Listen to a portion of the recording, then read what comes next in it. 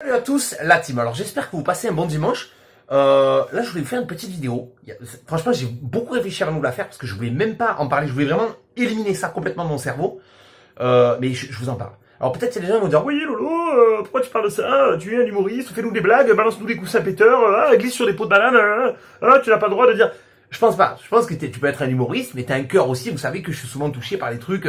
Quand même, voilà, il y a des choses qui me touchent et souvent je vous en parle. Mais là, j'ai pas envie de faire de blagues. C'est pas possible. C'est juste pas possible. J'ai vu une info comme quoi, il, éventuellement, il pensait à libérer Marc Dutroux. Alors, j'ai une passion. Je suis beaucoup les affaires criminelles parce que ça m'intéresse la psychologie des criminels, de tout ça, savoir qu'est-ce qui peut se tapir dans l'âme humaine pour avoir tant de noirceur. Donc les mecs pensent à libérer Marc Dutroux.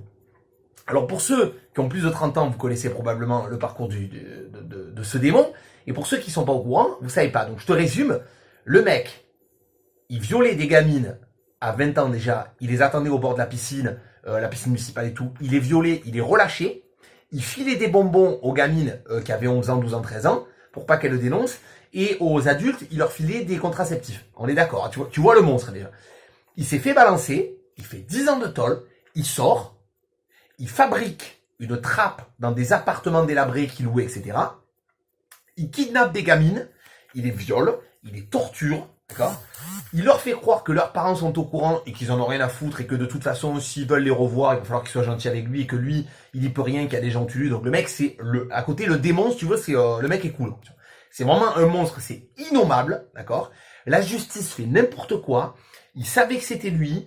Ils avaient entendu des bruits dans la cave, ils ont dit oh non c'est le vent. Je vous jure que c'est vrai, j'exagère pas, d'accord. Donc on est d'accord, t'as saisi le monstre, c'est-à-dire que là rien que j'en parle, c'est un sourire de circonstance. J'ai la gerbe, et là il te propose de le libérer. En disant, oui effectivement il a peut-être changé.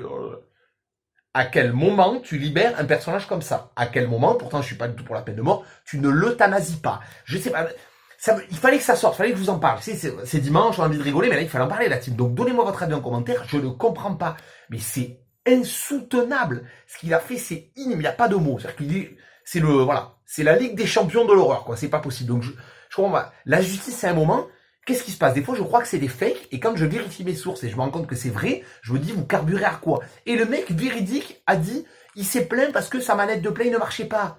Mais foutez-lui dans le cul, sa manette de play. Voilà. Donc la team, je voulais vous en parler, il fallait que voilà, j'évacue ça. Donc donnez-moi votre avis parce que c'est hallucinant. Allez, sinon bon dimanche à tous et des bisous.